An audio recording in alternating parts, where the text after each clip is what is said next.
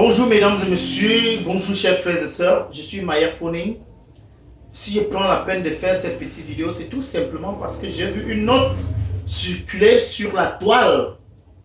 Une note du CNC et de son patron Peter Esoka contre le journal Le Jour et la télévision Equinox.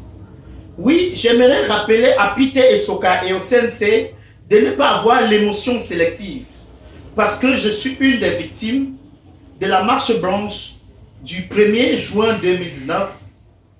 Oui, j'ai été arrêté au même moment que le président Bruno Defo du Modena. Juste parce qu'on marchait pour demander un dialogue inclusif pour résoudre nos crises au Cameroun parce qu'il en est de trop. Le Cameroun est au bord du gouffre.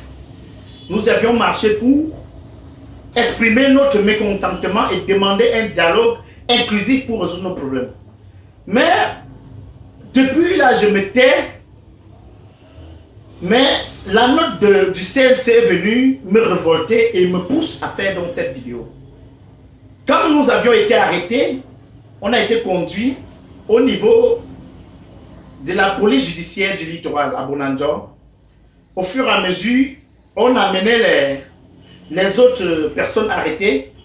Entre-temps, après m'avoir donné trois gifles, un policier de la PJ m'a donné 3 gifles au point où je n'arrivais plus à voir pendant 5 minutes, me disant que vous du MRC là, à cause de vous, j'ai fait 2 jours chez moi sans... J'ai fait 2 jours ici sans aller chez moi. Quand on m'auditionnait, parce que j'étais à la porte, on m'auditionnait au bureau de la porte, j'ai vu les gens arriver. J'ai vu qu'on relâchait les gens parce qu'on regardait leur carte. On regardait, on les identifiait au niveau de la carte d'identité. Et quand ils n'étaient pas les personnes de l'Ouest, on les relâchait. On m'a même demandé si je connaissais d'autres avant de les relâcher. Donc, ne tirez pas sur le journal Le Jour parce qu'ils n'ont fait que reporter les faits.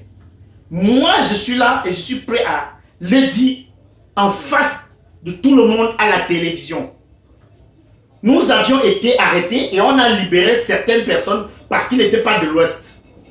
Et je me rappelle qu'une des dames parmi nous, la seule femme d'ailleurs, qui était engagée, celle-là qui montrait qu'elle était militante du MRC et qu'elle avait choisi, on appelait tous les policiers du PJ, de la PJ, les policiers bassards pour la plupart, pour venir essayer de l'intimider. Ils sont arrivés, chacun demandait, Madame Gobateki, vous faites quoi dans l'affaire des Bamileke?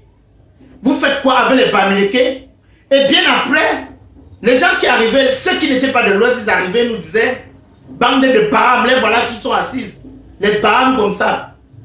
Moi, j'ai essayé de me défendre parce que là-bas, ça m'énervait. Et j'essayais de parler. On m'a menacé de me faire dormir à la douche. On m'a menacé de me mettre devant quelqu'un qui était pourri là-bas dedans, ce que je ne connaissais pas.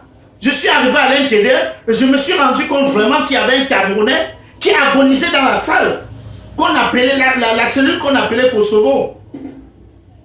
Nous, on était couchés à côté de ce garçon qui n'avait pas de soins. Et donc, quand les policiers de garde arrivaient, on leur disait qu'il y avait un malade là-bas qui n'avait pas pris les médicaments, rien, et que ses pieds étaient en train de pourrir. Les policiers demandaient, mais celui-là, il n'est pas encore mort, on attend qu'il meure, qu'on le jette. Je parle, je n'ai pas de masque, je parle ce que je peux dire partout ailleurs. Donc, après cela, on nous a amenés sans aucun papier, sans nous notifier, sans les mandats d'arrêt, sans les mandats de détention, rien. On nous a amenés, nous déposer à la prison centrale de Nebel. Le 3e jour à la prison, on nous appelle à la grille, on nous fait savoir qu'il y a les documents à signer. On arrive, 2 d'entre nous partent signer les documents, on les demande de signer d'abord. Ils signent 3 fois, on se met à remplir. Au niveau du motif, on met grand banditisme. On s'est révolté, on a dit qu'on ne signe pas. Parce qu'on n'a jamais volé l'œuf. On n'a fait que marcher. Nous ne sommes pas les grands bandits. Et on s'est rendu compte que le sous-préfet, le préfet qui nous a envoyés en prison, ne peut envoyer un citoyen en prison en détention administrative qu'en cas de grand banditisme. Ce qui n'était pas le cas pour nous. engagé un procès en habeas corpus. On est arrivé au tribunal de grande instance du Vouri à Bonanjo. Le procureur a expliqué devant tout un peuple que le tel grand bandit n'est pas circonscrit et qu'on peut mettre quelqu'un qui a seulement marché dans le cadre du grand banditisme. Donc on peut inculper un citoyen qui a marché dans le grand banditisme. Et c'est là où les avocats ont essayé de répliquer. Demandez que vous, les magistrats, il fut un moment au Cameroun où vous aviez les problèmes. Hein? Et il a fallu marcher pour cela. Étiez-vous les grands bandits? Dola Mangambel était-il un grand bandit? Nelson Mandela qui a marché pour l'apartheid, contre l'apartheid, était-il un grand bandit? Il a cité plusieurs exemples. On est sorti de là, on était dépassés. Qu'on nous traite de grands bandits parce qu'on a marché. Donc je demande à Peter Essoka, je ne veux pas tout expliquer, tout ce que nous avions subi.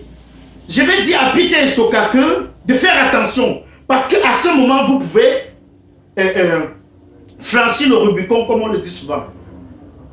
Je me souviens, vous aviez sanctionné les journalistes de Vision 4. Ils ont passé le temps à se moquer de vous dans la chaîne Vision Kaka. Vous aviez sanctionné la chaîne vous a plutôt porté plainte. Aujourd'hui, vous vous retournez vers le journal Le Jour et la télévision Equinox. Sachez que vous allez radicaliser les Camerounais et que nous n'allons pas vous tolérer. Nous n'allons pas vous tolérer. Allez sanctionner Vision 4 qui prône la haine tribale. Allez sanctionner les chaînes qui prennent la haine tribale jour et nuit au vu au su de tout le monde. Vous le savez bien. Vous partez vers le journal Le Jour et Equinox Télévision. Venez donc. Allez-y. On va vous sanctionner vous également.